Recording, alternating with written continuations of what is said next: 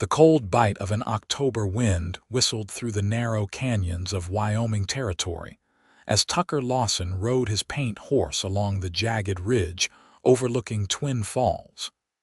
The year was 1878, and the last golden light of day painted the cliffs in amber and blood. Something caught his eye, a splash of pale blue fabric against the dusty terrain, out of place among the sagebrush and sandstone. Tucker reined in his horse, squinting against the setting sun. It wasn't until the fabric moved slightly that he realized it was a woman, crumpled on the ground like a discarded doll.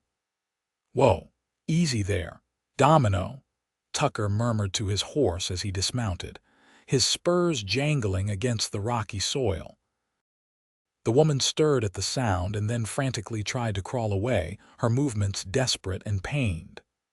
As Tucker approached, he could see the bruises blooming across her face, the split in her lip, the wild terror in her eyes. "Don't," she rasped, raising a trembling hand to ward him off. Her dress was torn, smeared with dirt and what looked unnervingly like blood. Tucker stopped, removing his hat and holding his empty palms toward her. "Madam, I'm not here to hurt you." He lowered himself to one knee, keeping distance between them. "You're safe now, I promise." She stared at him with wary, swollen eyes, one nearly closed from the beating she'd taken. Her auburn hair had come loose from its pins, falling in tangled waves around her shoulders. Despite the bruising, Tucker could see she was young, perhaps 25, with delicate features now marred by violence. "My name's Tucker Lawson. I have a ranch about 3 miles east of here." He spoke softly, as he would to a spooked horse. "I can take you somewhere safe, get you some help." The woman's gaze darted past him, scanning the horizon as if expecting pursuers. He'll kill me if he finds me," she whispered. "They all will." Tucker's jaw tightened. "No one's going to touch you. Can you tell me your name?" She hesitated, clutching her side as if nursing broken ribs. "Willow," she finally said. "Willow Nelson, Miss Nelson," Tucker nodded. "Can you stand? We need to get you out of this cold before nightfall." Willow tried to push herself up but collapsed with a muffled cry of pain. Without asking again, Tucker moved forward and carefully lifted her into his arms. She stiffened initially, a small sound of fear escaping her lips, but then seemed to realize she had no choice but to trust this stranger. "My horse is gentle," Tucker assured her as he carried her toward Domino. "I'll take you to my ranch. My housekeeper, Mrs. Callahan, she'll help tend to your injuries." The journey back to the Lawson ranch was slow and painful for Willow. Tucker kept Domino at an easy walk, cradling her before him in the saddle, feeling her body tense with every jolt. Night had fallen by the time they approached the ranch house, a sturdy 2-story structure built of logs and local stone. Lanterns glowed in the windows, promising warmth within. "Martha," Tucker called as they neared the porch. "I need help out here." The door swung open, revealing a stout woman in her 60s with iron-gray hair pinned severely back from her face. Her expression shifted from irritation to alarm when she saw the burden Tucker carried. "Lord have mercy," she breathed, rushing down the steps. "What's happened?" "Found her out by the eastern ridge," Tucker explained, dismounting carefully while still supporting Willow. "She's been beaten badly." Martha's face hardened.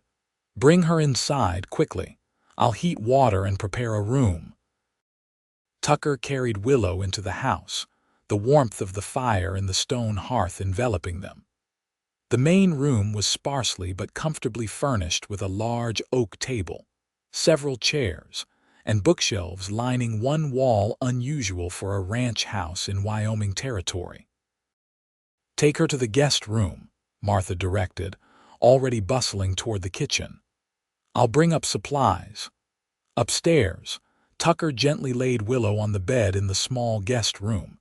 In the lamplight, her injuries looked even worse, a tapestry of violence written across her skin. Her breathing was shallow, and her eyes fluttered between consciousness and darkness. "You're going to be all right," Tucker said, though he wasn't entirely sure that was true. "Martha's the best healer in 3 counties." Willow's fingers suddenly gripped his wrist with surprising strength. "Don't let them find me," she pleaded, her voice cracking. "Please." "Who did this to you?" Tucker asked, but Willow's eyes closed, her grip loosening as she slipped into unconsciousness. Martha entered with a basin of steaming water, clean rags, and a wooden box of medicinal supplies. "Out with you now," she ordered Tucker. "I need to clean her up and see the extent of her injuries. Some things aren't for a man's eyes." Tucker nodded, backing out of the room. "I'll be downstairs if you need anything." For the next hour, Tucker paced the main room, occasionally stopping to pour himself a small measure of whiskey that he barely touched. His mind raced with questions. Who was this woman? Who had hurt her? And why was she so afraid they would find her? Twin Falls wasn't a large settlement, just a handful of businesses strung along a dusty main street with scattered ranches and homesteads in the surrounding valley. Everyone knew everyone else's business, or thought they did. Finally, Martha's footsteps sounded on the stairs. Tucker turned to find her looking grave, drying her hands on her apron. "How is she?" he asked. "She'll live," Martha said grimly, though someone certainly tried to ensure otherwise. "2 broken ribs, shoulder wrenched out of socket, I've set it back, cuts and bruises all over, and—" She paused, her mouth tightening. "Evidence of other violence I won't speak of. She needs rest, food, and time to heal." Tucker felt a surge of anger rising in him. "Did she say who did this?" Martha shook her head. "She woke briefly while I was tending her, but she wouldn't say. Just kept asking if she was safe, if they could find her here." The older woman fixed Tucker with a stern look. "You bringing trouble to our door, Tucker Lawson?" "Not intentionally," Tucker replied, running a hand through his dark hair. "I couldn't just leave her there, Martha." The housekeeper's expression softened. "Of course you couldn't. You're your father's son through and through," she sighed. "She's sleeping now. I gave her laudanum for the pain. We'll know more when she wakes." "Thank you, Martha." "I'll stay with her tonight," Martha said. "You get some sleep. Whatever storm this girl is running from, it'll still be there in the morning." But Tucker found sleep elusive that night. His bedroom window faced east, toward the direction where he'd found Willow. Out there somewhere was a man or men capable of such cruelty. The thought that they might come looking for her kept him vigilant, his rifle propped by his bedside. Morning came with a pale, watery light filtering through the clouds. Tucker had just finished his coffee when Martha appeared in the kitchen doorway. "She's awake," the housekeeper informed him. "And asking for you." Tucker found Willow propped up slightly against pillows, looking frail but more alert than the night before. Martha had dressed her in a clean nightgown, and her hair had been brushed and braided. The bruises on her face had darkened overnight, but her eyes, a striking green, were clearer. "Mr. Lawson," she said, her voice stronger than it had been, "I need to thank you." Tucker removed his hat as he entered the room. "No need for thanks, Miss Nelson. Anyone would have done the same." A sad smile touched her swollen lips. "We both know that's not true." Her gaze dropped to her hands, which clutched the quilt covering her. "I need to leave as soon as possible. I've put you in danger just by being here." Tucker pulled a chair beside the bed and sat, keeping a respectful distance. "You're in no condition to go anywhere, and I'd like to understand what kind of danger we might be facing." Willow's breathing quickened, fear flashing across her features. "I can't, Miss Nelson," Tucker interrupted gently. "Whatever you're running from found you once already. I can't help protect you if I don't know what we're up against." She studied him for a long moment, seeming to assess whether he could be trusted. Finally, she spoke. "I was working as a schoolteacher in Rollins. I came to Twin Falls 3 months ago to take a position at the new school." Tucker nodded. He had heard about the school opening but hadn't paid much attention as he had no children. The mayor, Edmund Vance, and his brother Gerald. They run this town, though most people don't realize the extent of it. Willow winced as she shifted position. Edmund seemed kind at first. He was widowed last year, has a young daughter. He began calling on me, bringing gifts. When I tried to politely decline his attentions, he became insistent. Tucker's expression darkened. Vance did this to you, not directly, not at first. Willow's voice became distant, as if she were viewing the events through a fog. 2 nights ago, I discovered something I shouldn't have. Documents in Edmund's office showing that he and Gerald have been embezzling from the town funds, cheating minors out of claims. There's more. She hesitated. They're involved in something terrible. People have disappeared minors who challenged them, a woman who threatened to expose them. And they caught you looking at these documents. Tucker prompted when she fell silent. Willow nodded, a tear escaping down her cheek. Gerald found me. He took me to a cabin outside of town. Edmund came later, Her voice broke.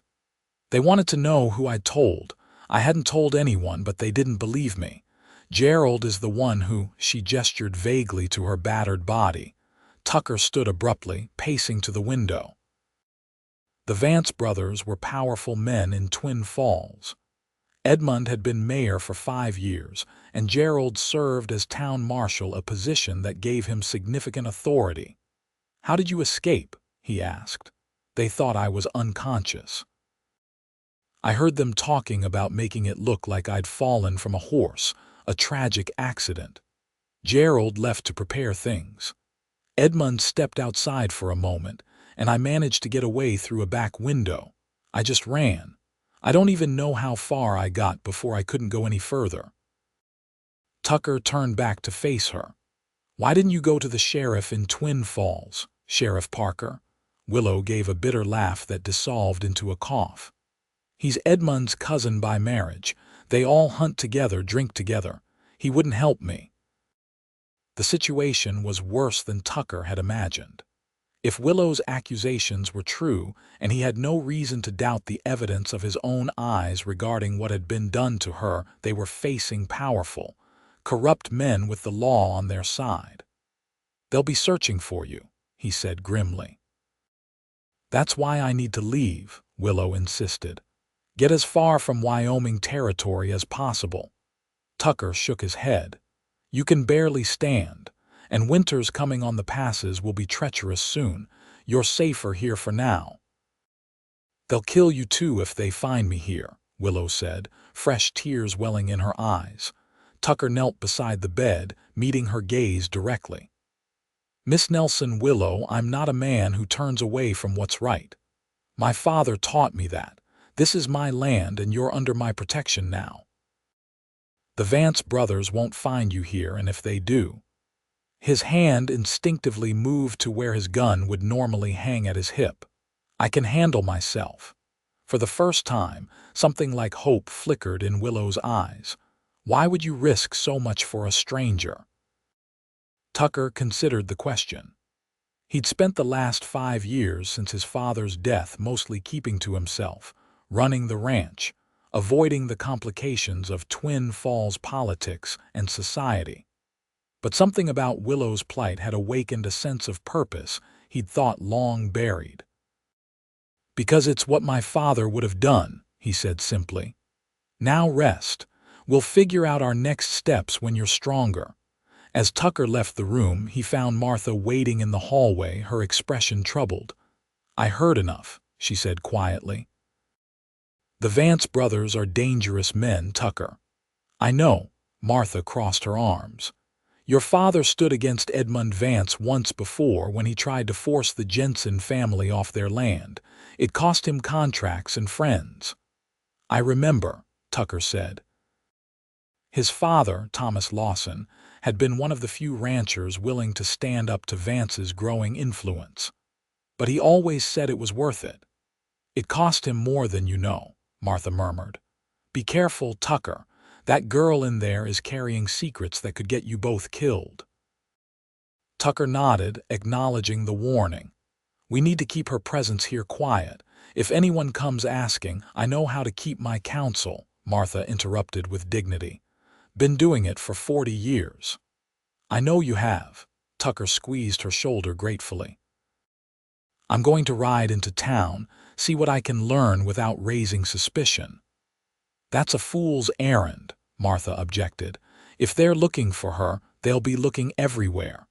Better to know what's being said than to wait for them to show up at our door." Tucker headed downstairs to gather his gear. Keep the rifle close, just in case.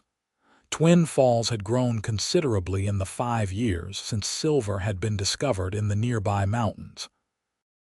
What had once been little more than a trading post now boasted a main street lined with false-fronted buildings, a hotel, general store, 2 saloons, a bank, and various other businesses catering to the influx of miners and settlers.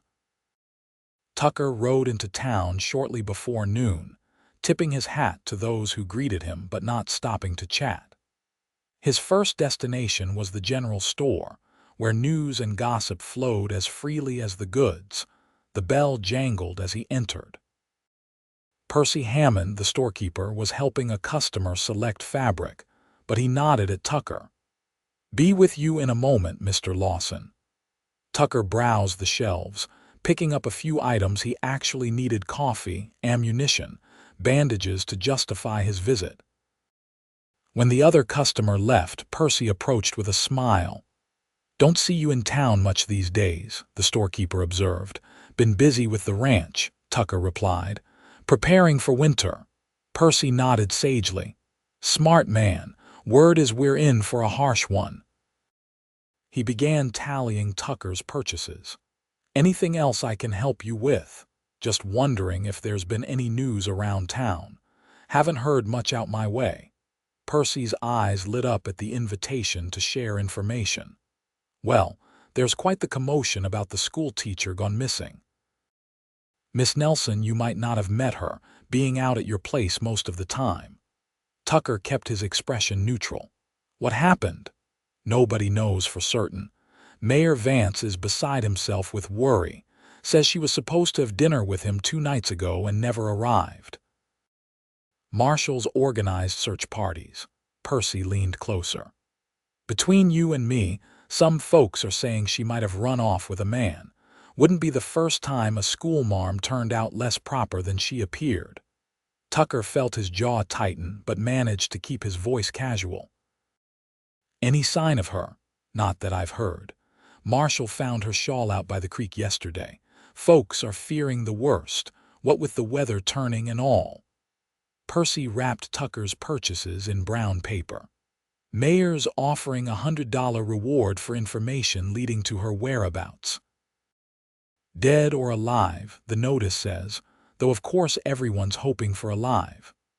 "Of course," Tucker echoed, paying for his goods. As he left the store, Tucker noticed increased activity around the marshal's office across the street. A group of men were mounting up, Gerald Vance giving instructions from the boardwalk. Tucker led Domino casually in that direction, pausing at the water trough to let his horse drink. "We'll expand the search east today," Gerald was saying. He was a tall man with a thin mustache and cold eyes that never quite matched his smile. "Focus on the ravines and creek beds. If she's injured, she wouldn't have made it far on foot." One of the men Tucker recognized him as Will Cooper, who ran the livery, spoke up. "What if she's not in town anymore? Could have caught a stage in Rollins." Gerald shook his head. "The stage didn't run that night due to a broken axle, and no one matching her description has been seen on the road. No, she's out there somewhere." His gaze swept the assembled men. "Remember, my brother's offering $100 to whoever finds her. That's good money with winter coming." Tucker felt eyes on him and glanced up to find Gerald staring in his direction. "Lawson," the marshal called. "Haven't seen you in town for a spell." Tucker tipped his hat. "Marshal." "Just picking up supplies." Gerald sauntered over, thumbs hooked in his belt. Up close, Tucker noticed fresh scratches on the marshal's right cheek, the kind that might come from fingernails dragged across skin. "You heard about our missing schoolteacher?" Gerald asked. "Just now at the store." "Sorry to hear it. We're organizing search parties.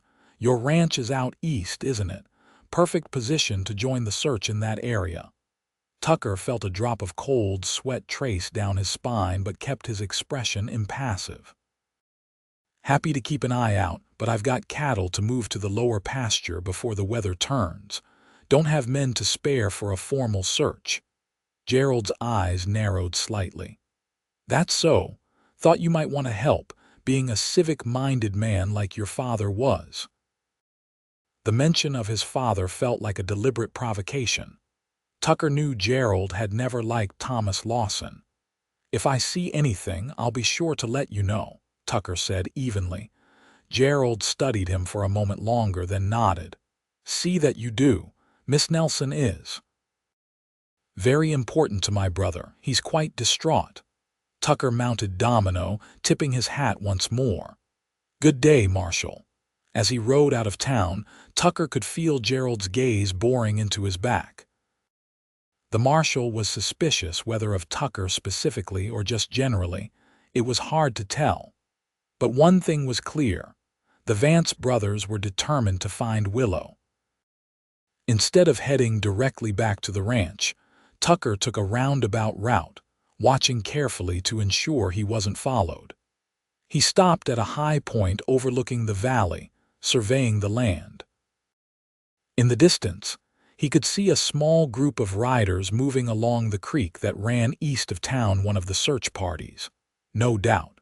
By the time Tucker returned to the ranch, the sun was low in the sky, casting long shadows across the yard. He found Martha in the kitchen, preparing a stew that filled the house with rich aromas. "How is she?"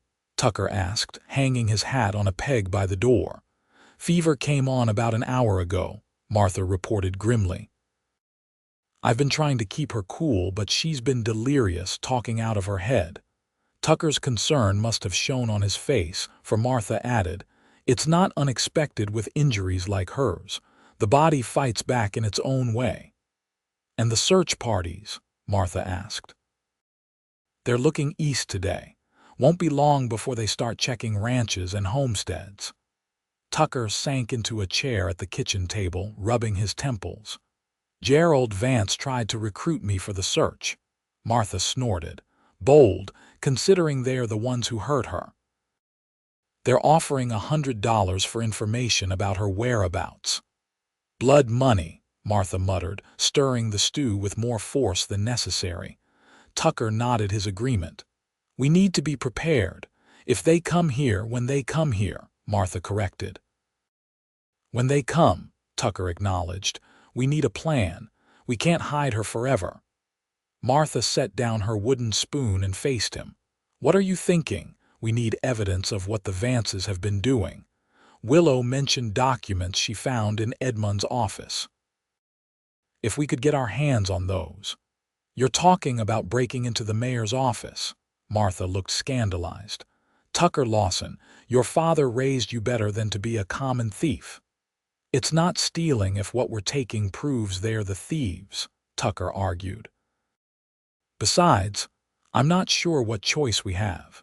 It's Willow's word against theirs, and right now, they control the law in Twin Falls." Martha appeared unconvinced. "And how exactly do you plan to get these documents? Walk right in and ask politely." Tucker was saved from answering by a sound from upstairs, a cry of distress. Both he and Martha hurried up to the guest room, where they found Willow thrashing in the bed, her face flushed with fever. "No, please," she moaned, fighting against unseen hands. "Don't, Willow," Tucker called, approaching the bed while Martha went to dampen a cloth in the water basin. "Willow, you're safe. You're at my ranch." Her eyes flew open, unfocused and bright with fever. For a moment she didn't seem to recognize him, then clarity slowly returned. "Tucker," she whispered. "I'm here," he assured her, taking the damp cloth from Martha and gently pressing it to Willow's forehead. "You've got a fever, but Martha's taking good care of you." Willow clutched at his arm. "They were here. I saw them looking in the window." Tucker exchanged a glance with Martha. "That was just the fever talking. No one's been here." "You don't understand," Willow insisted, her words slurring slightly. "They always find who they're looking for. Always." Martha poured a small measure of liquid from a brown bottle into a spoon. "Here, child. This will help with the fever and let you rest."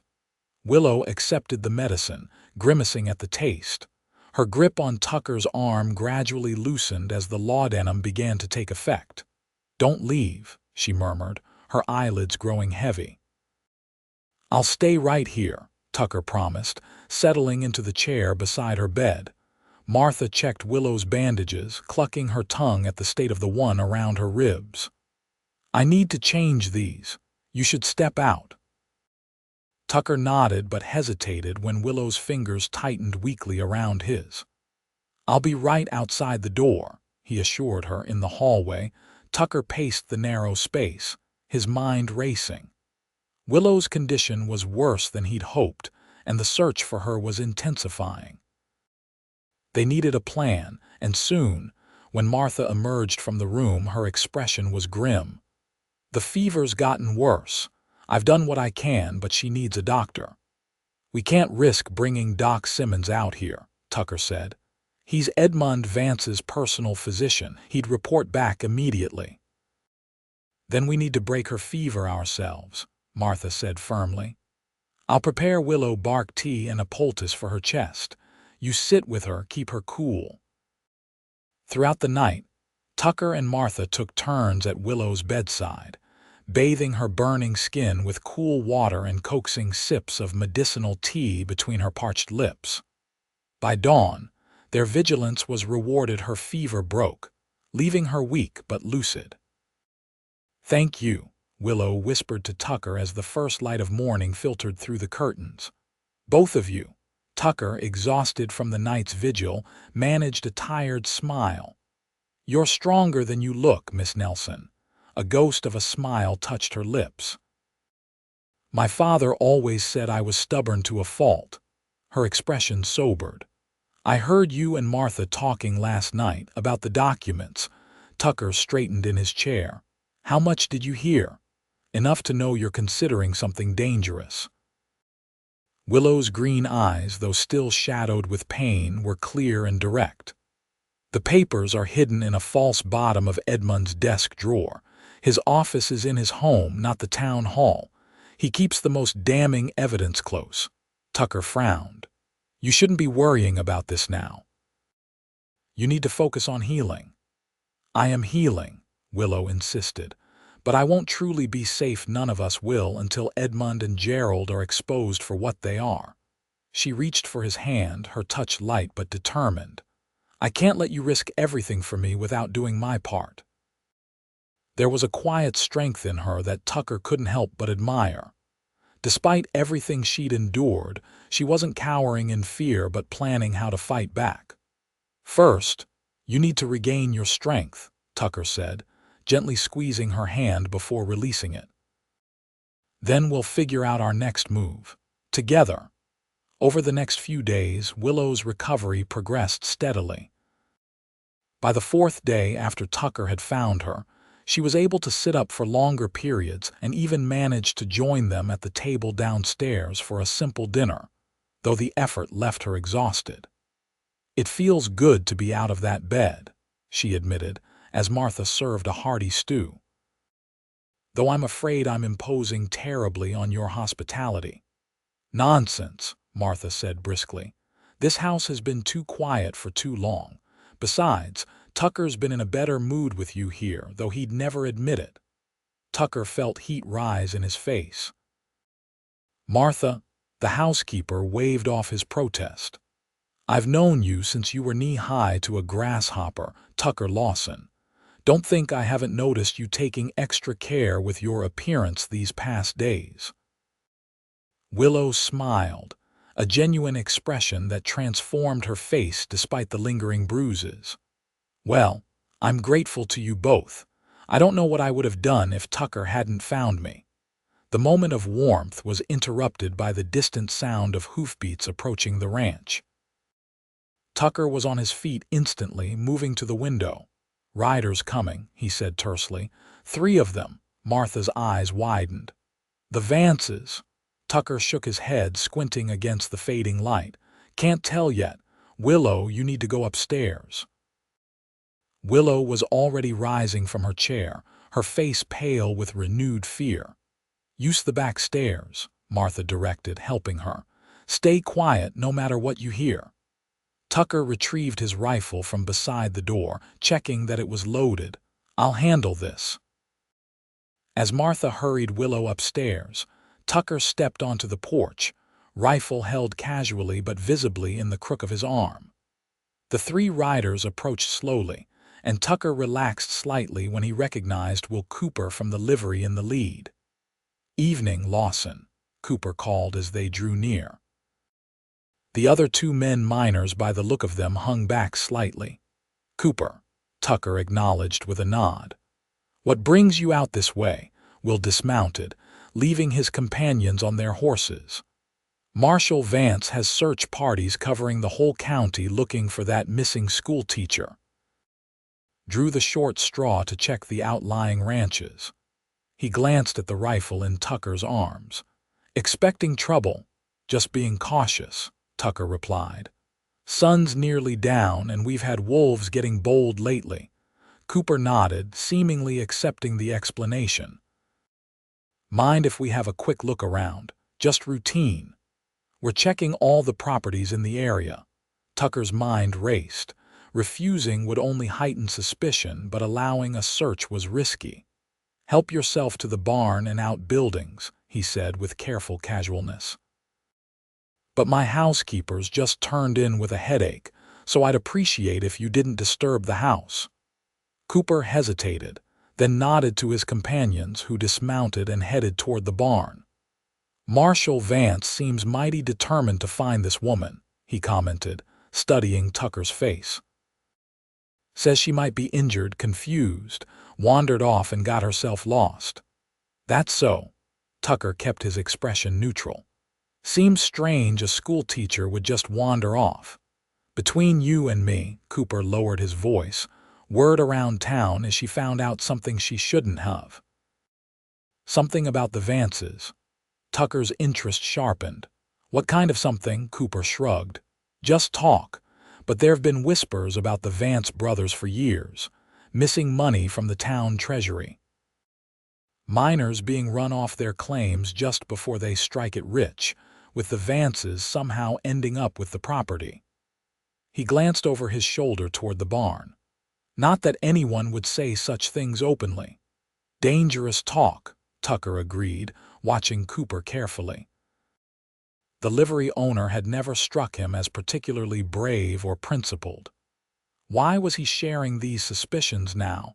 "Thing is," Cooper continued, "if someone were helping that schoolteacher, well, they'd want to be careful. The Vances don't forgive easily." Before Tucker could respond, the other 2 men emerged from the barn, shaking their heads. "Nothing," one of them called. Cooper nodded, turning back to Tucker. "Well, sorry to bother you, Lawson. If you see or hear anything about Miss Nelson, you'll let the marshal know, right?" "Of course," Tucker said, not quite meeting Cooper's eyes. As the 3 men mounted up to leave, Cooper lingered a moment longer. "Your father was a good man," he said quietly. "One of the few who stood up to Edmund Vance. This town could use more like him." With that cryptic comment, he rode off after his companions, leaving Tucker standing on the porch with a furrowed brow. Inside, Tucker found Martha waiting anxiously at the foot of the stairs. "They're gone," he assured her. "They only checked the barn." "Thank the Lord," Martha breathed. "I'll go tell Willow it's safe to come down." Tucker poured himself a small measure of whiskey, troubled by Cooper's visit. The man had practically admitted that people in town suspected the Vances of corruption, yet no one had done anything about it. And his mention of Tucker's father seemed deliberate, a reminder of Thomas Lawson's stand against Edmund Vance years ago. When Willow came downstairs, supported by Martha, her face was tight with anxiety. "Did they suspect anything?" she asked immediately. Tucker related the conversation with Cooper, including the man's cryptic comments about the Vances. "He was warning you," Willow said, sinking into a chair. "In his own way." "Maybe," Tucker conceded, "or feeling me out to see if I know anything." "Either way," Martha interjected, "they'll be back, and next time they might not be so easily turned away from searching the house." Tucker nodded grimly. "We need to move forward with getting those documents. It's our only chance of protecting Willow and exposing the Vances." "You can't just walk into the mayor's house," Martha objected. "No," Tucker agreed, "but there might be another way." He turned to Willow. "The fall harvest dance is in 2 days. The whole town attends, including the Vances." Understanding dawned in Willow's eyes. "The house would be empty." "Exactly," Tucker said. "It might be our best opportunity." Martha looked between them, her expression troubled. "Breaking and entering is a serious crime, Tucker. If you're caught, it's not just about me anymore," Tucker interrupted, his gaze fixed on Willow. "The Vances have been terrorizing this town for too long. My father stood against them once, and I'm ashamed to say I've kept my head down since his death. Maybe it's time that changed." Willow's eyes shimmered with unshed tears. "I can't ask you to risk everything for me." "You didn't ask," Tucker said simply. "I'm offering." That night, unable to sleep, Tucker sat on the porch watching stars wheel across the vast Wyoming sky. The sound of the door opening behind him didn't cause him to turn. He knew Martha's tread. "You're falling for her," the housekeeper said without preamble, settling into the chair beside him. Tucker didn't deny it. "Is it that obvious, to someone who's known you your whole life?" "Yes," Martha's voice was gentle. "She's a good woman, Tucker, brave, reminds me a little of your mother." "I barely remember her," Tucker admitted. His mother had died when he was 5, leaving Thomas Lawson to raise their son alone. "She was stubborn and principled, just like your father." Martha chuckled softly. "And just like you, though you deny it." They sat in companionable silence for a while, the only sounds the distant howl of a coyote and the soft creak of the porch swing. "I should tell you something," Martha finally said, "about your father and Edmund Vance." Tucker turned to look at her, surprised. "What about them?" Martha sighed heavily. "Their feud wasn't just about the Jensen family's land, though that's what most folks think. It was about your mother, my mother." Tucker frowned in confusion. "Before she married your father, Edmund courted her, aggressively. When she chose Thomas instead, Edmund never forgave either of them." Martha's voice dropped lower.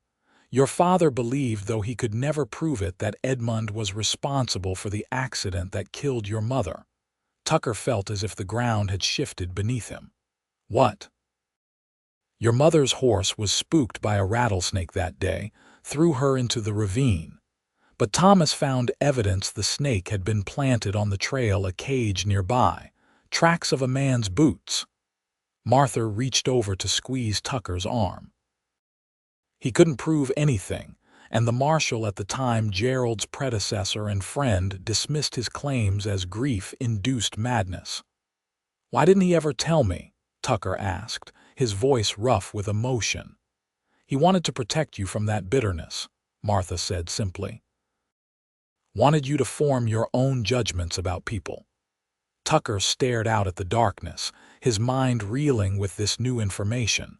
"All these years." "I'm telling you this now because you need to understand what you're up against," Martha said firmly.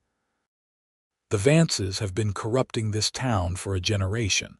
They don't just want power and money, they want revenge on anyone who stands in their way." Tucker's resolve hardened.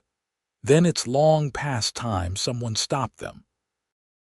The next day, Tucker and Willow refined their plan for obtaining the incriminating documents. Though still weak, Willow insisted on drawing a detailed map of the mayor's house, marking the location of Edmund's office and describing the hidden compartment in his desk. "The most damning evidence involves land deeds," she explained, her finger tracing the crude map spread on the kitchen table. "They've been forging documents, backdating sales, forcing people off their claims through intimidation or worse." "And you saw all this in the short time you were looking at the papers?" Tucker asked, impressed. Willow nodded. "I was looking for the school budget. Edmund had told me he'd leave it in his desk for review. Instead, I found these other documents." A shadow crossed her face. "I should have put them back and pretended I never saw them, but I started reading, and when I realized what they'd been doing—" "You did the right thing," Tucker assured her, "though I wish you'd gone somewhere safer immediately."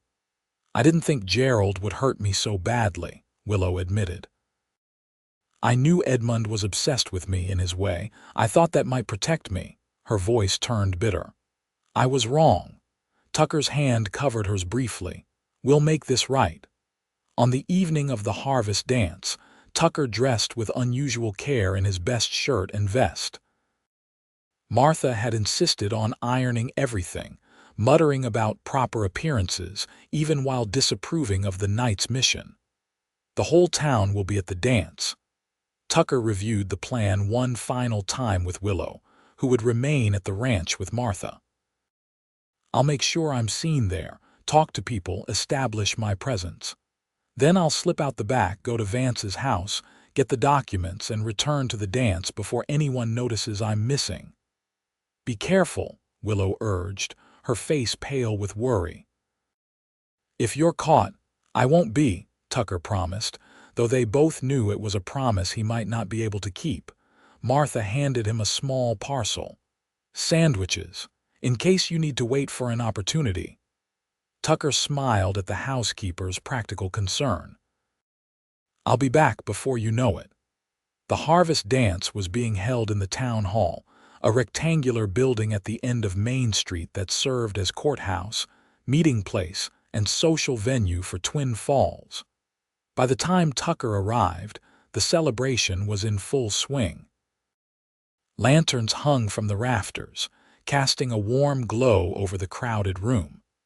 A small band played lively tunes in one corner, while tables laden with food lined the opposite wall.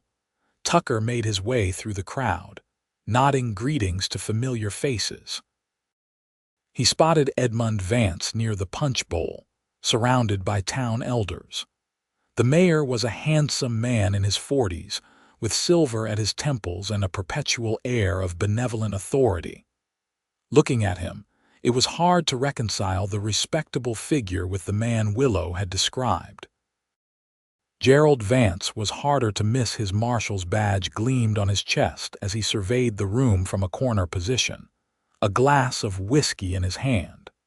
The scratches on his face had faded somewhat but were still visible.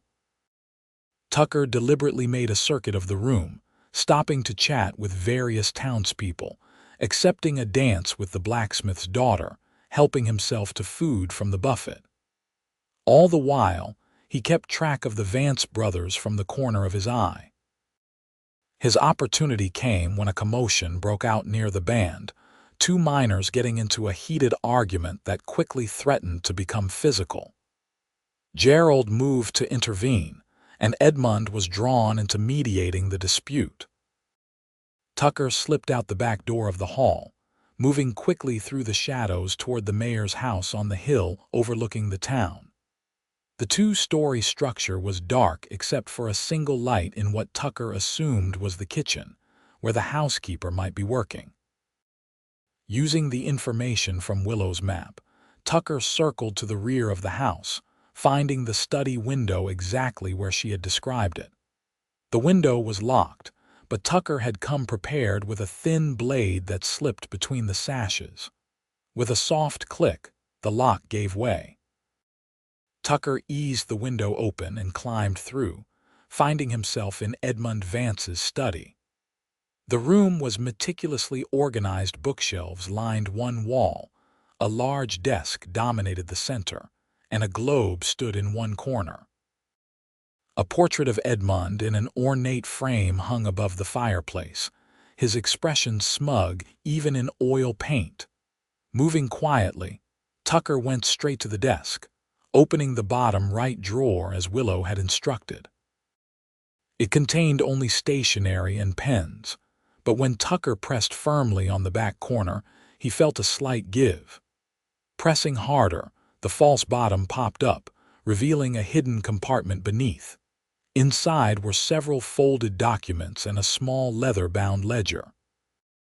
Tucker quickly leafed through them, finding exactly what Willow had described: forged deeds, records of bribes, a list of names with amounts beside them.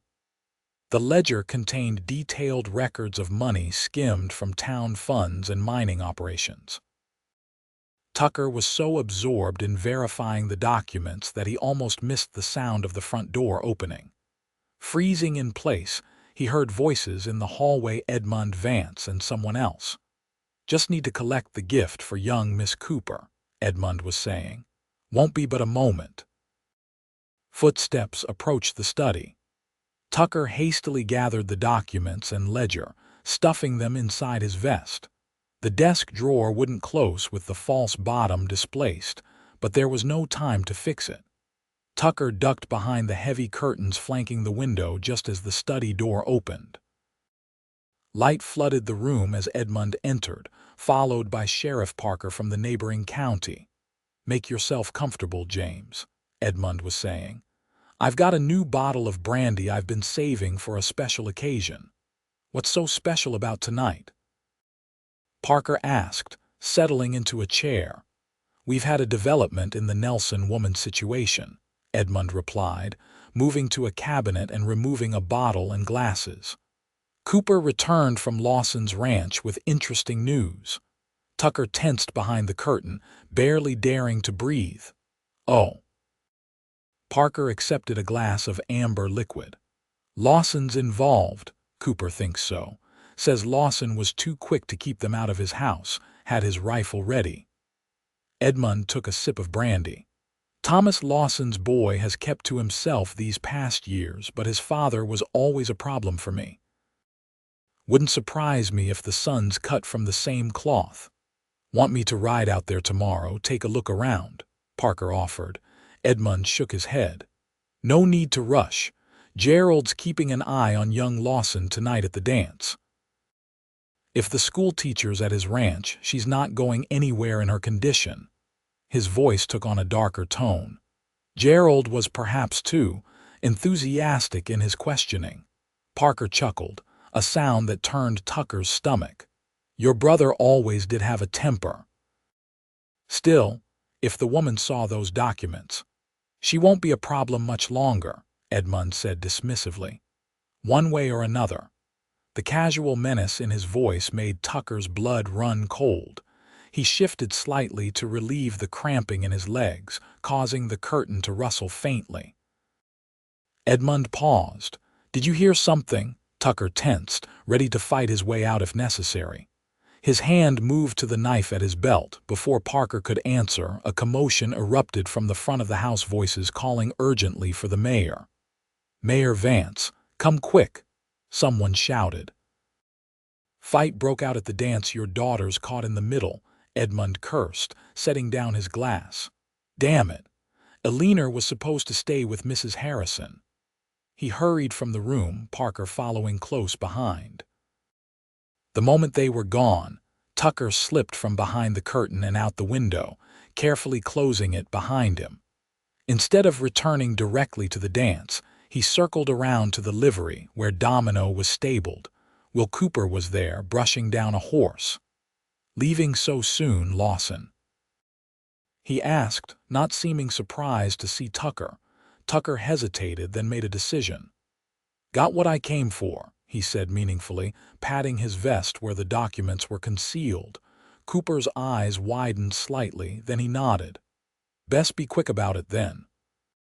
"Sheriff Parker's in town, staying at the hotel." "I know," Tucker replied grimly. "Heard him talking to Vance just now." Understanding passed between the two men. "There are more of us than you might think," Cooper said quietly. "People who are tired of the Vances running roughshod over this town. But we needed proof, and someone brave enough to stand up first. Spread the word," Tucker told him. "Noon tomorrow at the ranch. Bring anyone you trust completely." Tucker rode hard back to the ranch, a sense of urgency propelling him forward. The documents inside his vest could bring down the Vances, but only if he could gather enough support to stand against them. When he arrived, Martha and Willow were waiting anxiously in the main room. "Did you get them?" Willow asked immediately, rising from her chair with a wince. Tucker nodded, removing the papers and ledger from his vest. "Everything you described and more." He quickly related what he'd overheard between Edmund and Sheriff Parker. "They know," Martha said, her face pale. "Or at least they suspect. Which means we need to move quickly," Tucker agreed. "I've asked Cooper to bring trusted townspeople here tomorrow at noon. We'll show them the evidence, form a plan." "You trust Cooper?" Willow asked skeptically. "I think I do," Tucker replied. "He could have reported me tonight but didn't, and he seemed genuinely disgusted by the Vances." Willow studied the documents spread across the table, her fingers tracing the names listed in the ledger. "So many people they've hurt," she murmured. "All these years." Tucker placed a hand on her shoulder. "It ends now. Tomorrow we take this evidence to Judge Hammond in Rollins. He's known for his integrity. Even the Vances can't touch him." Despite the late hour, none of them felt much like sleeping. They took turns reviewing the documents, building a clearer picture of the Vances' crimes. The ledger revealed years of embezzlement from town funds. The deeds showed how they had systematically cheated miners and homesteaders out of their claims. "Look at this," Willow said suddenly, pointing to an entry in the ledger dated 5 years earlier. "A payment to someone named Rafferty, with the note T. Lawson matter." Tucker felt a chill run down his spine. "That's when my father died. They said it was heart failure." Martha's hand flew to her mouth. "Thomas was as healthy as a horse. I never believed he just died in his sleep." Tucker stared at the entry, rage building inside him. First his mother and then his father both taken by the Vances' machinations, and now they had tried to add Willow to their list of victims. "It won't stand," he said, his voice low and determined. "Not anymore." Willow's hand found his, her touch gentle but firm. "We'll make them answer for everything, Tucker. All of it." They stayed up most of the night, organizing the documents into a coherent narrative of corruption and violence that spanned nearly 20 years. By dawn, exhaustion had finally claimed Martha, who dozed in her chair. Willow and Tucker sat side by side at the table, their shoulders touching, a strange intimacy born of shared purpose. "Why did you come to Twin Falls?" Tucker asked softly. "Of all the places you could have taught school," Willow's gaze remained on the papers before them. "My father was a miner. He had a claim near here years ago before I was born. He always talked about striking it rich in Wyoming Territory." A sad smile touched her lips. "He died of consumption when I was 16, never having found his fortune. Coming here felt like, I don't know, honoring his dream somehow." "And instead you found this nightmare," Tucker said grimly. "I found you," Willow corrected him, finally meeting his eyes. "Someone willing to risk everything to help a stranger." Tucker's hand covered hers. "You're not a stranger anymore, Willow." The moment stretched between them, filled with unspoken possibilities. Then Martha stirred in her chair, breaking the spell. "We should get some rest," Tucker said, reluctantly withdrawing his hand. "Tomorrow will be a long day." By mid-morning, they had prepared the main room for the meeting, setting out chairs and organizing the evidence for presentation. Tucker moved restlessly between the windows, watching the road for approaching riders. "You're making me nervous with all that pacing," Martha scolded, though her own hands fidgeted with her apron. "Sorry," Tucker muttered, checking his pocket watch for the 10th time. "It's nearly noon." "They'll come," Willow assured him, though uncertainty tinged her voice. As if summoned by her faith, dust rose on the horizon riders approaching the ranch.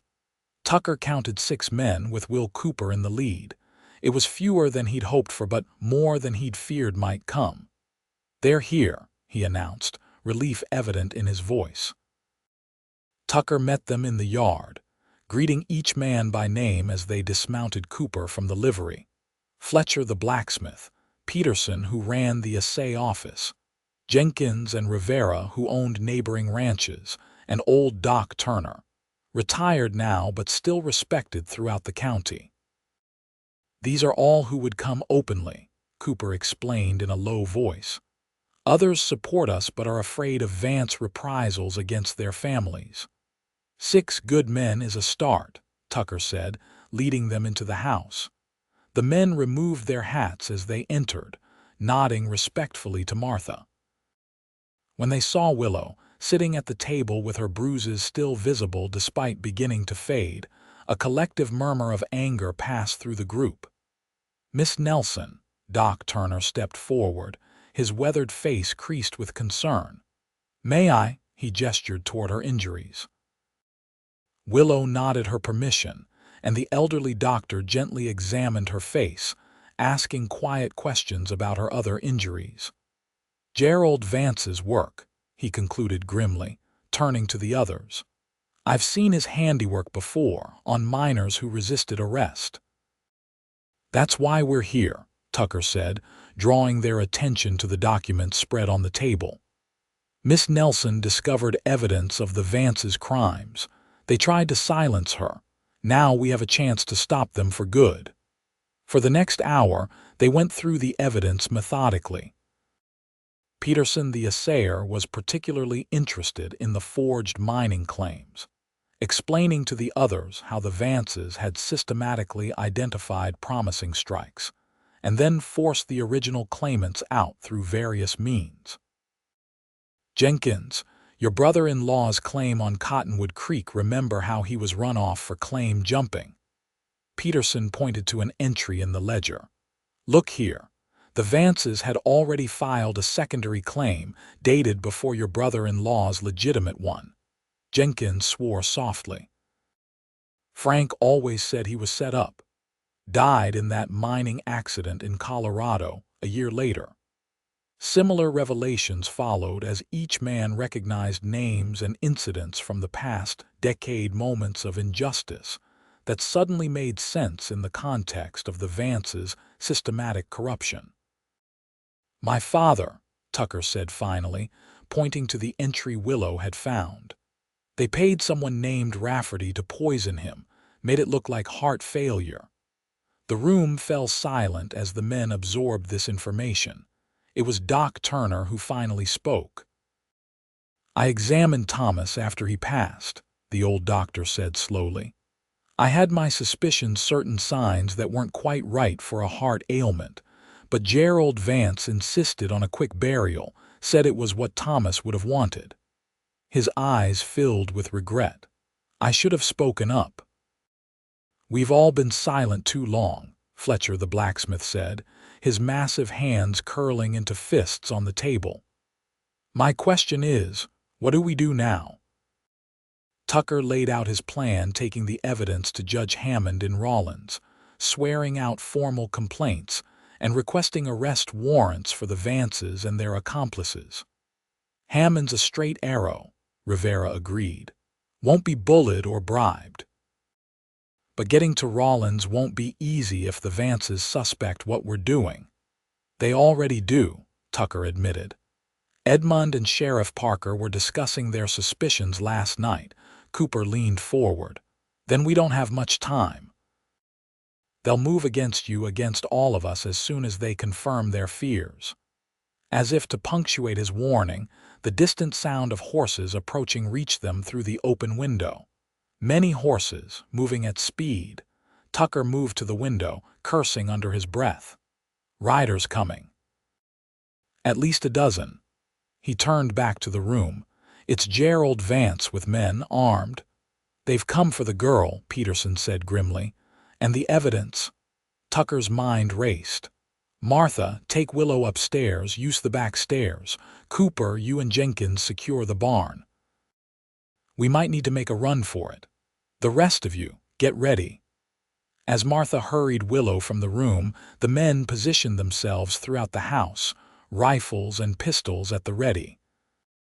Tucker took the documents and ledger, rolling them tightly and securing them inside a leather map case that he slung across his back.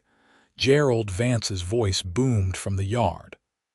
Tucker Lawson, we know you're harboring Willow Nelson. Send her out now, and we can resolve this peacefully.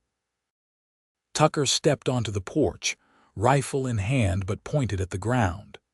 Gerald sat astride a large bay horse, flanked by Sheriff Parker and about 10 other men, some deputies, others town toughs that Gerald employed for intimidation.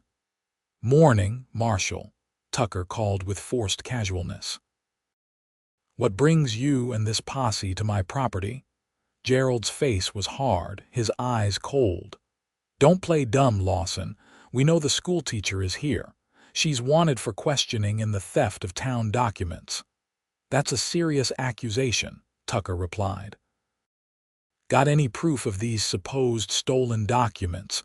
Gerald's jaw tightened. We don't need proof to question a suspect. Send her out now, or we're coming in to get her. Tucker's grip on his rifle tightened. This is private property, Marshal. You're welcome to come inside, just you, and discuss whatever concerns you have. But your posse stays outside. That's not how this works, Gerald snapped. I've got a lawful duty. Your duty, Tucker interrupted coldly, ended when you nearly beat a woman to death in your brother's cabin.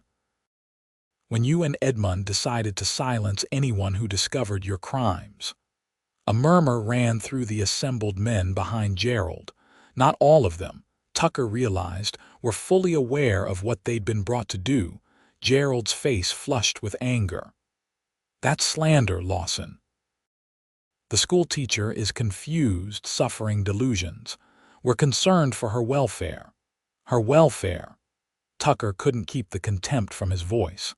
Is that why she has broken ribs and a dislocated shoulder? Why her face looks like she went 10 rounds with a prize fighter? Some of the posse members exchanged uncomfortable glances. Sheriff Parker leaned over to whisper something in Gerald's ear. Enough talk, Gerald declared, drawing his pistol. We're coming in. Anyone who interferes will be arrested for obstructing justice. Tucker raised his rifle, pointing it directly at Gerald. And anyone who sets foot on my porch without invitation will be considered a trespasser with hostile intent. The standoff stretched, tension crackling in the air. Behind Tucker, Fletcher and Rivera stepped onto the porch, rifles ready. From the barn, Cooper and Jenkins emerged, similarly armed. You're outnumbered, Marshal, Tucker said evenly. And I don't think all your men are eager to die for whatever lies you've told them. One of the deputies in the back of the group suddenly turned his horse. I didn't sign up for this, Gerald. You said we were bringing in a thief, not assaulting women and threatening honest ranchers. Shut your mouth, Davis, Gerald snarled, but 2 more men were already pulling their horses around. My advice, Tucker continued, is for you to ride back to town. We're taking our evidence to Judge Hammond in Rollins.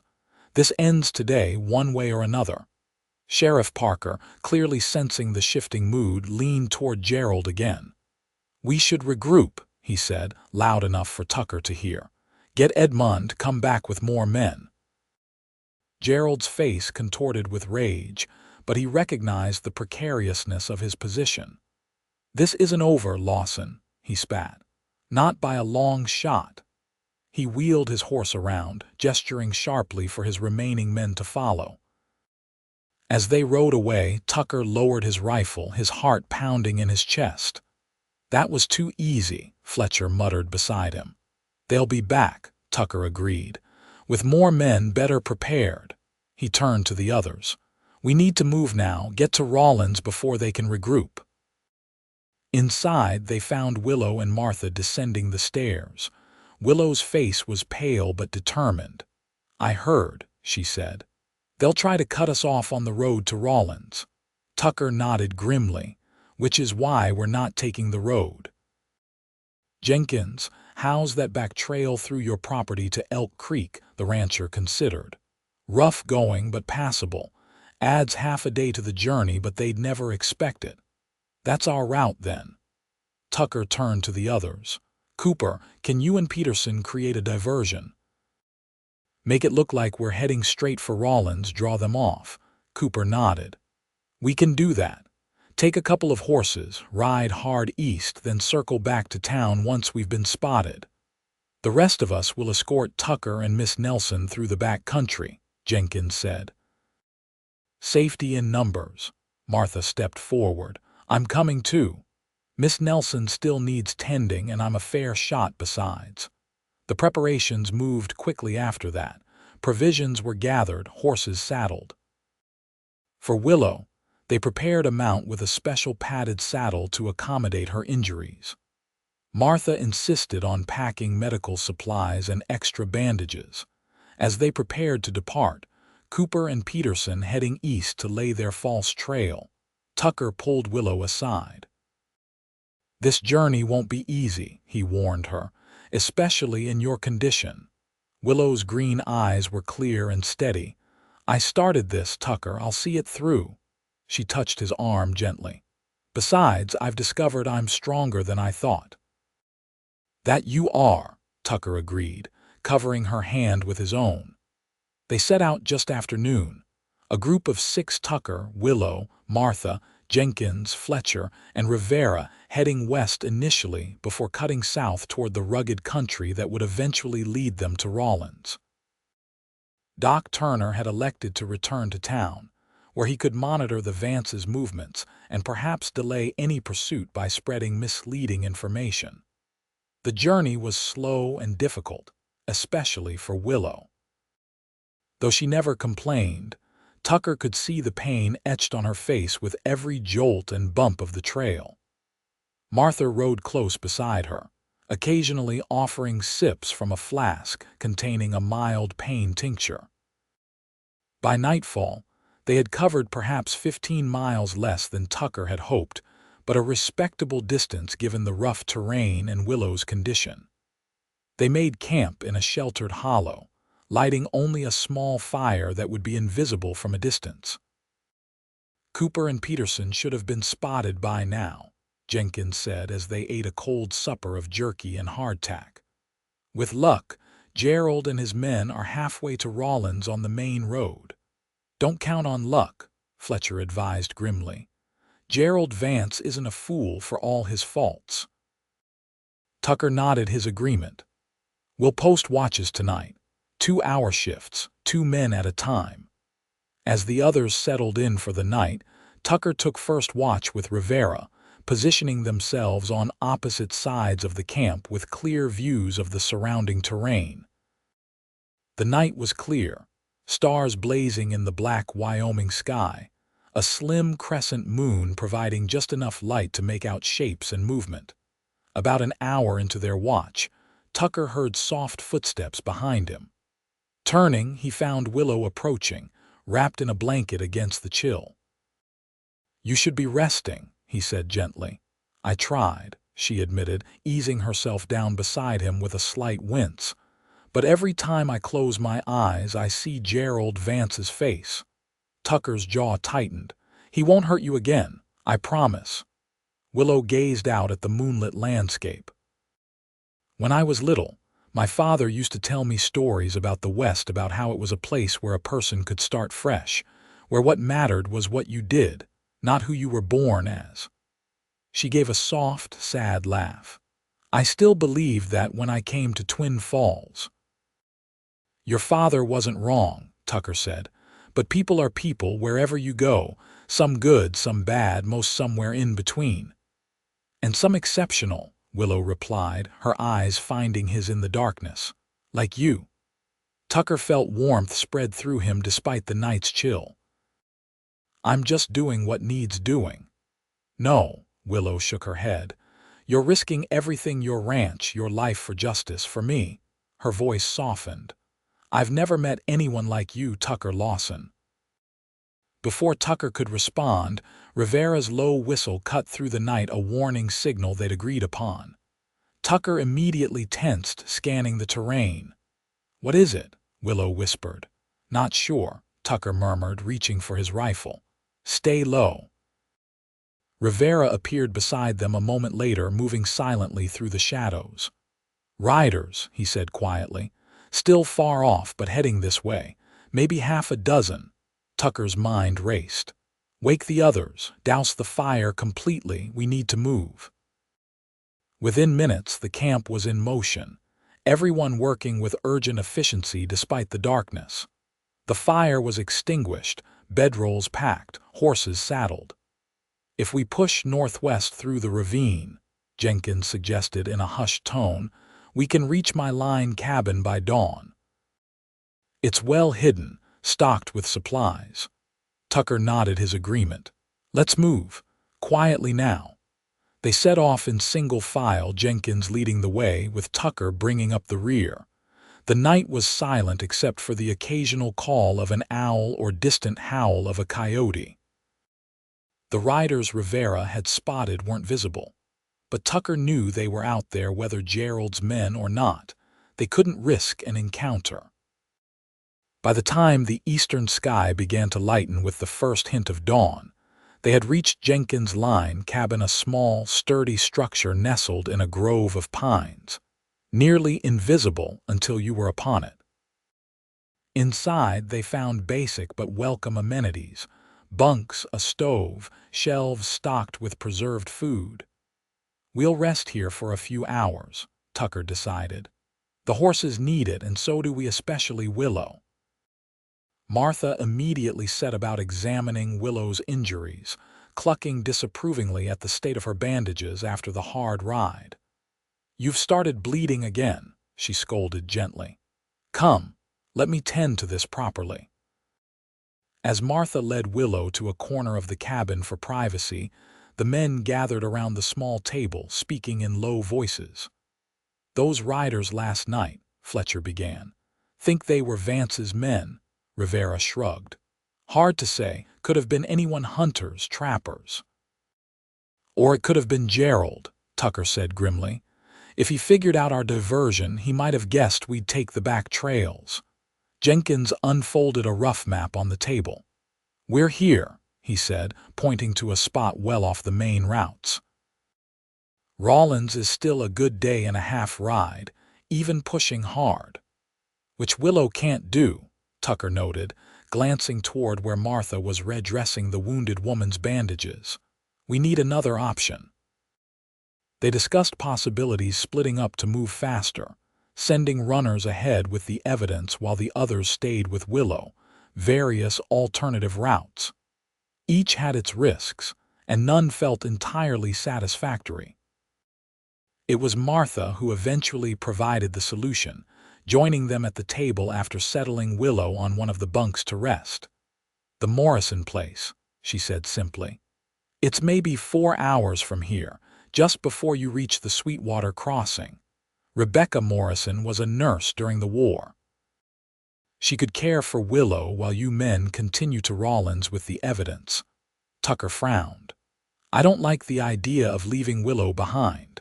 Martha fixed him with a stern look. "That girl is in no condition for another full day of hard riding. The bleeding stopped again, but her ribs are a mess, and I'm worried about internal injuries. She needs proper rest, not bouncing on a horse." Tucker knew Martha was right, but the thought of leaving Willow vulnerable gnawed at him. Would these Morrisons protect her if Gerald's men come looking? "Jim Morrison fought at Shiloh," Jenkins put in. "Still has a Sharp's rifle over his fireplace and knows how to use it.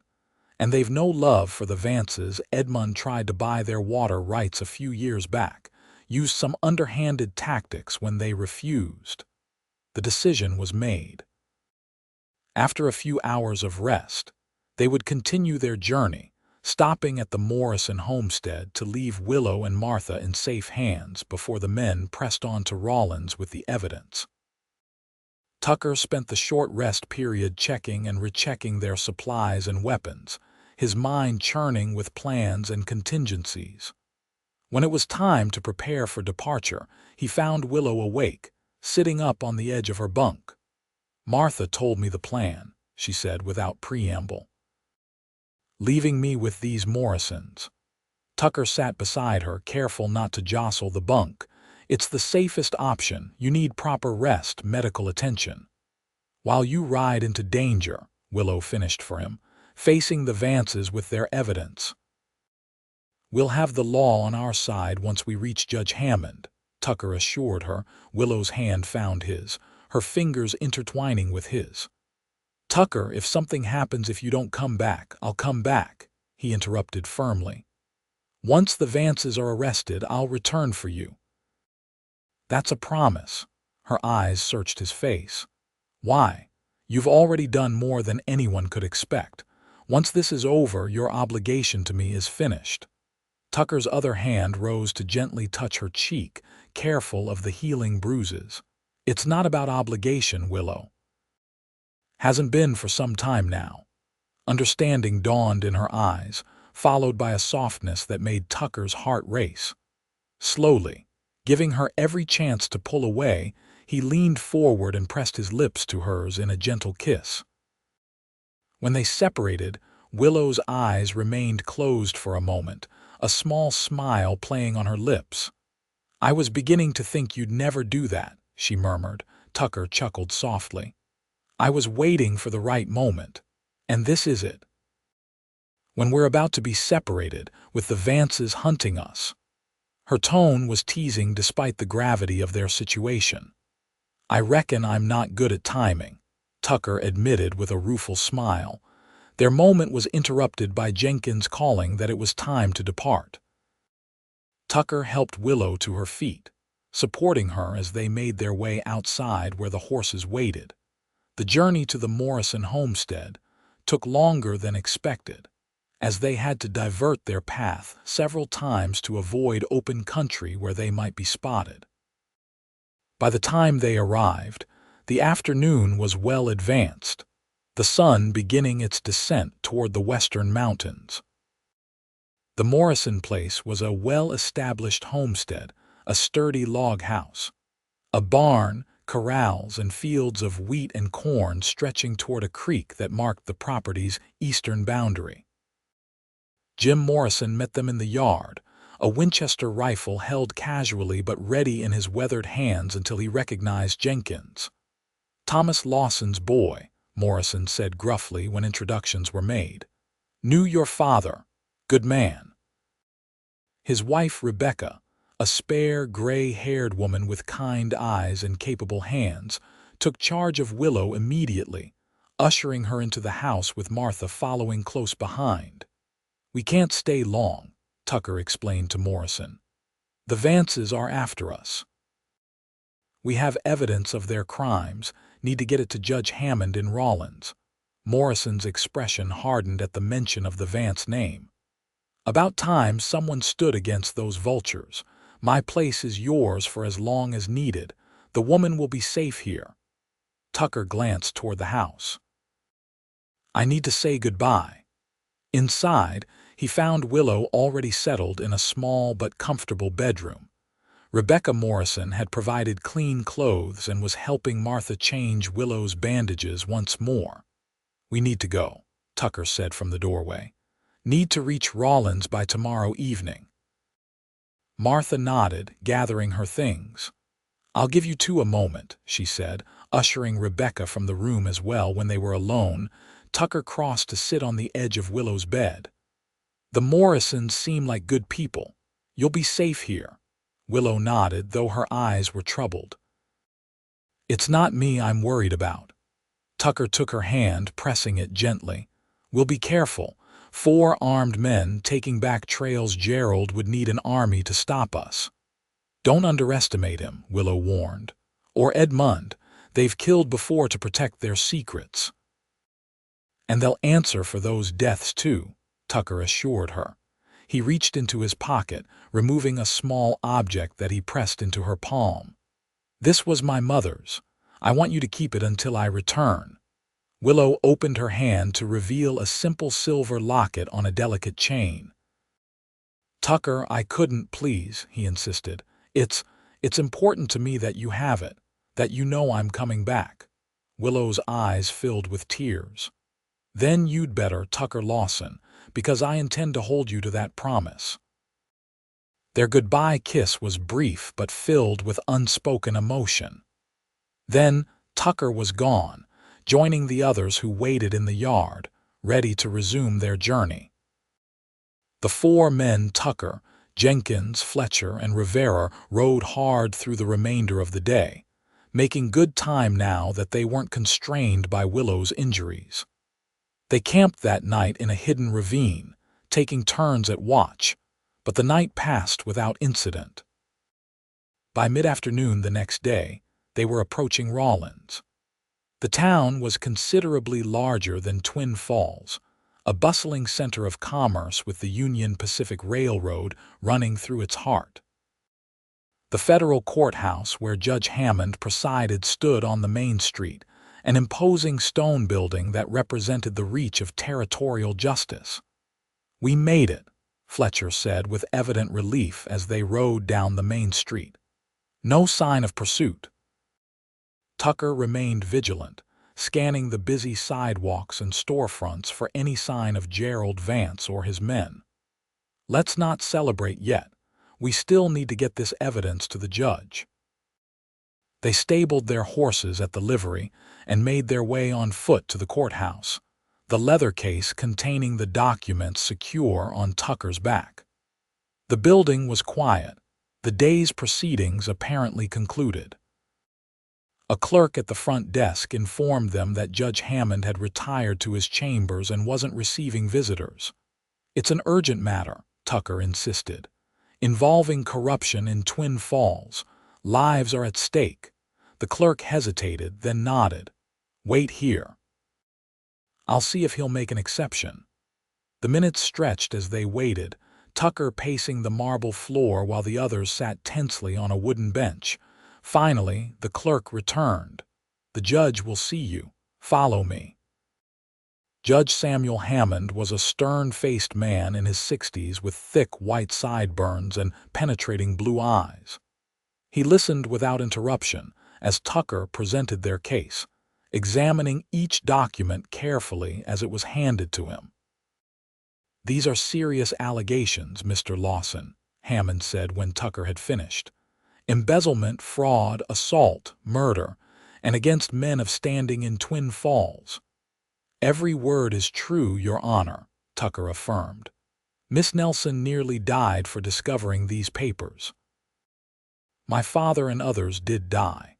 Hammond's gaze was assessing. "I've heard rumors about Edmund Vance for years, nothing substantial enough to warrant investigation, until now." He gathered the documents together decisively. "I'll issue warrants for the arrest of Edmund and Gerald Vance immediately. Federal marshals will accompany you back to Twin Falls tomorrow." Relief washed over Tucker. "Thank you, Your Honor." "Don't thank me yet," Hammond cautioned. "The Vances have friends in high places. This won't be simple, even with this evidence." He glanced at the windows where darkness was falling. "You men should find lodgings for the night. Be back here at dawn. We'll need statements from all of you and from Miss Nelson when she's well enough to travel." As they left the courthouse, a sense of cautious victory buoyed their spirits. They secured rooms at a nearby hotel, then gathered in the dining room for their first proper meal in days. "To justice," Jenkins proposed, raising his glass. "And to Willow Nelson," Tucker added, "the bravest schoolteacher in Wyoming Territory." The others echoed the toast, but Tucker's thoughts were already racing ahead to the confrontation that would come when they returned to Twin Falls, to the Morrisons' homestead where Willow waited, to the future that suddenly seemed possible. After dinner, Tucker excused himself to seek a telegraph office. He wanted to send word to the Morrisons that they had reached Rollins safely and would be returning with federal marshals. The streets were mostly empty as he made his way to the telegraph office near the railroad station, a cold wind whipping between the buildings. Tucker was so focused on his mission that he almost missed the sound of footsteps behind him but not quite. Years of wilderness living had honed his senses. He turned sharply, hand dropping to his gun, but too late. A heavy object struck him from behind, sending him sprawling onto the boardwalk. Before he could recover, two men were upon him, one pressing a knee into his back while the other bound his wrists. "Evening, Lawson," a familiar voice drawled. "Fancy meeting you in Rollins." Tucker managed to turn his head enough to see Gerald Vance stepping from the shadows, a satisfied smile on his lean face. "How?" Tucker began, but Gerald cut him off with a sharp kick to the ribs. "Did you really think we wouldn't figure out where you were headed? Or that we don't have friends watching the roads into town?" Gerald knelt beside him, grabbing Tucker's hair to force his head up. "Where's the school teacher?" Tucker said nothing, earning another vicious kick. "Doesn't matter," Gerald continued. "We'll find her. After we deal with you and your evidence." He nodded to his men. "Get him up. Bring him to the warehouse." Tucker was hauled to his feet, his mind racing. His companions were still at the hotel, unaware of his capture. Judge Hammond had the evidence, but without witnesses to verify it. They marched him through back alleys to the edge of town, where railroad warehouses stood in shadowy rows. Gerald led them to one that appeared abandoned, its windows boarded, a heavy padlock securing the door, which Gerald unlocked with a key from his pocket. Inside, lit only by a single lantern, Tucker was shoved to his knees. Gerald circled him slowly, like a predator savoring the moment before the kill. "You've been a thorn in my side, Lawson, just like your father was to Edmund." Gerald's voice was conversational, almost friendly. "But unlike Thomas, you won't die in your sleep. I want you to know exactly who's ending your life and why." Tucker tested his bonds, finding them secure. "The judge has your documents, Gerald. It's over." Gerald chuckled. "Documents can be discredited, witnesses discredited or silenced. Edmund's already on his way to the territorial capital to speak with the governor, his golfing partner, by the way." He drew his pistol, checking it methodically. "By morning, Judge Hammond will receive orders to hand over all materials related to Twin Falls. Your evidence will disappear into a government file, never to be seen again." Two more men entered the warehouse, dragging someone between them. Jenkins, his face bloody and swollen, found this one asking questions at the telegraph office, one of the men reported. The others weren't at the hotel. "Still searching." Gerald's expression darkened. "Find them, and send riders to check every homestead between here and Twin Falls. The schoolteacher has to be at one of them." Jenkins was thrown down beside Tucker. Despite his injuries, the rancher managed a grim smile. "Fletcher and Rivera got away," he muttered. "Saw them coming for me, slipped out the back." Tucker felt a flicker of hope. If Fletcher and Rivera were free, they might be able to reach Judge Hammond, warn him. Gerald crouched before them. "Last chance to make this easy. Tell me where the Nelson woman is, and I'll make your deaths quick." "Go to hell, Gerald," Jenkins spat, earning a backhanded blow that split his lip further. Gerald sighed theatrically. "Have it your way. We have all night to make you talk." The hours that followed were a blur of pain and defiance. Gerald proved skilled at inflicting suffering without rendering his victims unconscious or unable to speak. But neither Tucker nor Jenkins broke, refusing to reveal Willow's location despite the escalating torture. "Enough," Gerald finally said, wiping blood from his knuckles. "Dawn's coming. We need to finish this before the town wakes up." He gestured to his men, who dragged Tucker and Jenkins to their feet. Both could barely stand, their faces battered, bodies broken. "Take them to the ravine outside town," Gerald ordered. "Make it look like a robbery gone wrong. Two ranchers in the wrong place at the wrong time." They were loaded into a wagon, covered with a tarp, and driven out of town as the first light of dawn touched the eastern horizon. Tucker drifted in and out of consciousness, his thoughts turning to Willow. At least she was safe. At least he'd managed to keep that promise. The wagon stopped, and rough hands dragged them out. Tucker found himself at the edge of a steep ravine, Jenkins beside him, both on their knees before Gerald and his men. "Any last words?" Gerald asked, drawing his pistol. Tucker's mind was hazy with pain, but a strange calm had settled over him. "My father always said the truth finds its way into the light eventually." Gerald's face twisted with contempt. "Your father was a fool, just like you." He raised his pistol. The crack of a rifle shot echoed across the ravine. Gerald staggered, a red stain blooming on his shoulder. More shots followed in quick succession. Two of Gerald's men fell, while the others dove for cover. "Federal marshals," a voice boomed. "Drop your weapons." Through swollen eyes, Tucker made out figures moving among the rocks above the ravine, men with badges glinting in the early light. Among them, he recognized Fletcher and Rivera. A fierce gun battle erupted, brief but intense. Outnumbered and outpositioned, Gerald's remaining men quickly surrendered. Gerald himself tried to flee but was brought down by a marshal's bullet to the leg. Tucker Lawson. A tall man with a federal marshal's badge knelt beside him, cutting his bonds. "Judge Hammond sent us, said you might need some assistance." Tucker's split lips managed a painful smile. "Your timing is impeccable, Marshal." "Fletcher and Rivera reached the judge shortly after midnight," the marshal explained, helping Tucker to his feet. "Told him about your disappearance. The judge was concerned enough to rouse us from our beds." "Glad he did," Tucker said weakly, watching as another marshal tended to Jenkins. Gerald Vance, his leg and shoulder bleeding, glared at Tucker with undisguised hatred as marshals secured him. "This isn't over, Lawson," he snarled. Edmund Vance was arrested an hour ago," the lead marshal interrupted coldly. "Attempting to board a train east with a considerable sum of money. Judge Hammond wired ahead to the territorial capital when your friends raised the alarm."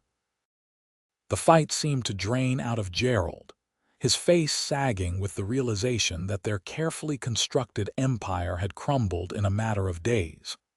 Tucker was helped into a marshal's wagon for the journey back to Rollins, where a doctor attended to his and Jenkins' injuries.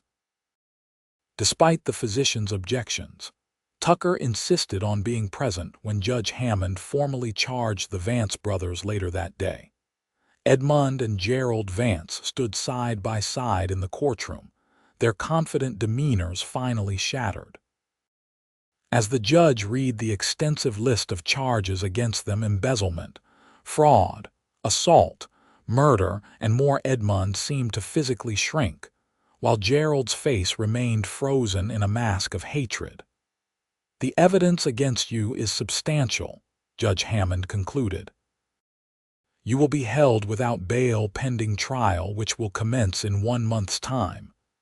As the Vances were led away, Edmund suddenly turned toward Tucker. "You're just like your father," he spat. "Self-righteous, interfering." "Thank you," Tucker interrupted calmly. "That's the highest compliment you could pay me." The following morning, Tucker, though still bruised and bandaged, insisted on joining the marshals returning to Twin Falls. Judge Hammond had ordered a complete investigation of the town's governance, with federal authorities temporarily taking control while evidence was gathered, and additional conspirators identified. Sheriff Parker fled when he heard of the Vances' arrest, one of the marshals informed Tucker as they rode. but we'll find him." Tucker's thoughts, however, were focused on Willow. They stopped at the Morrison homestead on their way, finding it peaceful and undisturbed.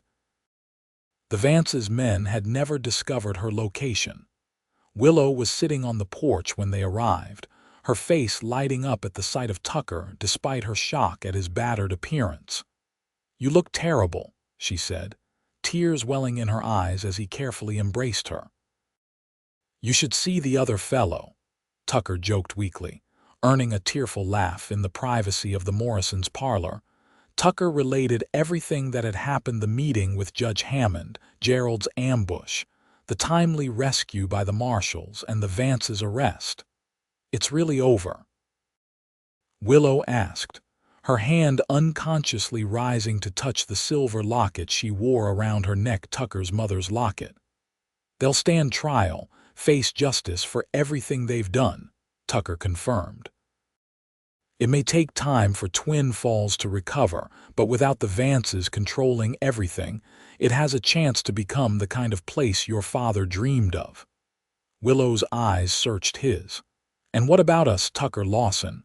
What happens now?" Tucker took her hands in his.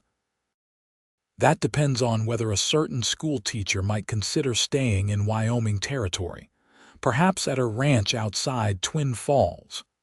"Is that your way of proposing, Cowboy?" Willow asked, a smile playing at her lips. "Not very well," Tucker admitted. "But yes, I suppose it is." "I know it's fast, maybe too fast." Willow silenced him with a gentle finger to his lips. "When you found me, beaten and terrified, you whispered that I was safe. You promised to protect me, and you did at great cost to yourself." Her eyes shone with emotion. "I've learned that some things don't need years to know they're right." "Is that a yes?" Tucker asked, his heart pounding. "It's a yes," Willow confirmed, leaning forward to kiss him carefully, mindful of his split lip. They were married 3 weeks later in Rollins, with Judge Hammond himself performing the ceremony. Martha dabbed at her eyes throughout, while Jenkins, Fletcher, Rivera, and the Morrisons stood as witnesses. Even Will Cooper made the journey from Twin Falls for the occasion. The trial of the Vance brothers began the following day, with Willow providing key testimony despite Edmund's attempts to discredit her. The evidence was overwhelming, and the jury's deliberation brief. Both brothers were sentenced to 20 years in the territorial prison, with additional charges pending as more of their crimes came to light. Twin Falls began a slow recovery under new leadership. The town council, now free of the Vance's influence, elected Fletcher as the new mayor. The school reopened, though Willow chose not to return to teaching immediately, focusing instead on healing both physically and emotionally, and on making the Lawson ranch her home. By the following spring, life had settled into a new rhythm. Tucker expanded the ranch's operations, hiring several hands to help with the growing herd. Willow planted a garden and began cataloging her father's old mining journals, finding solace in connecting with his memory. Martha remained with them, declaring herself too old to adjust to a new household, though her eyes twinkled whenever she said it. Under her watchful eye, the ranch house became a warm, welcoming home rather than the bachelor quarters it had been since Thomas Lawson's death.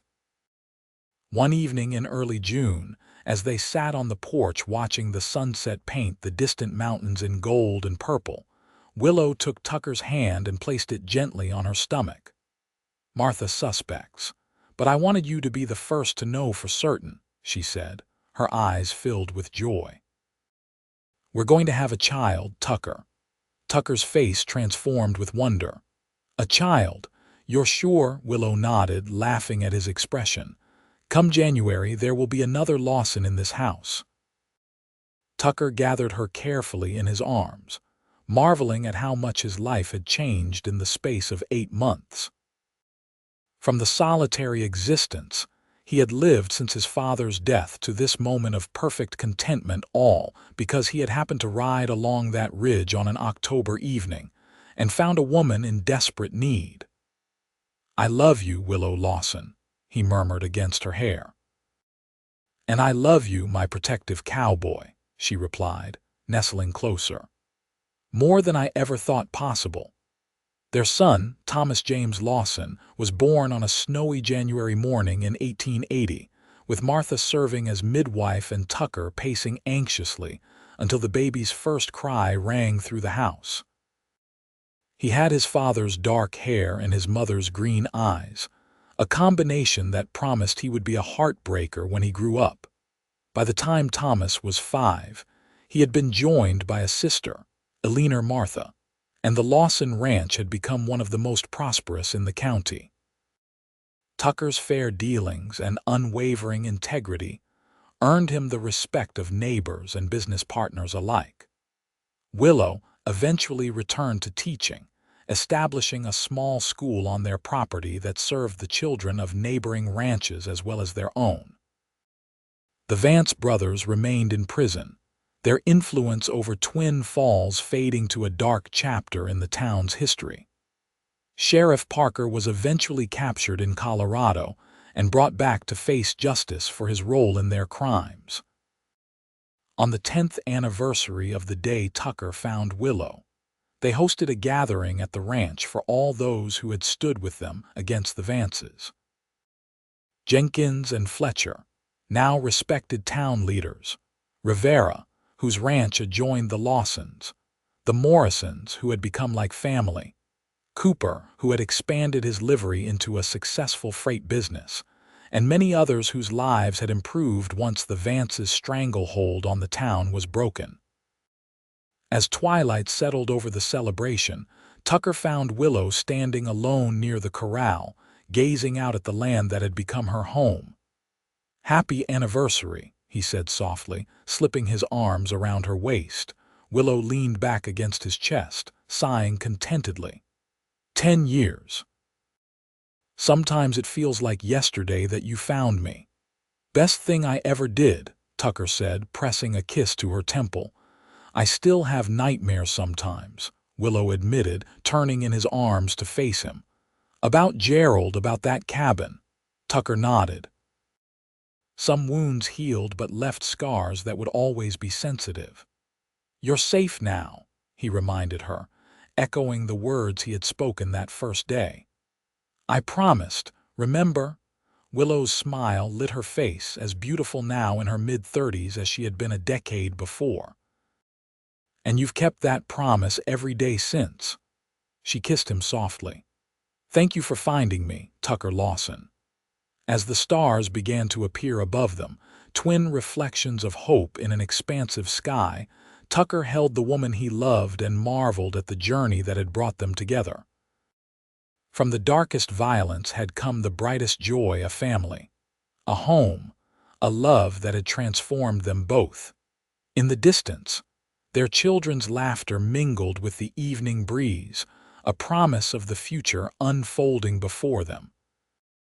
And in that moment, Tucker knew with absolute certainty that the promise he had whispered to a frightened, injured woman on a cold October evening, "You're safe now," had been the beginning of the most important story of his life.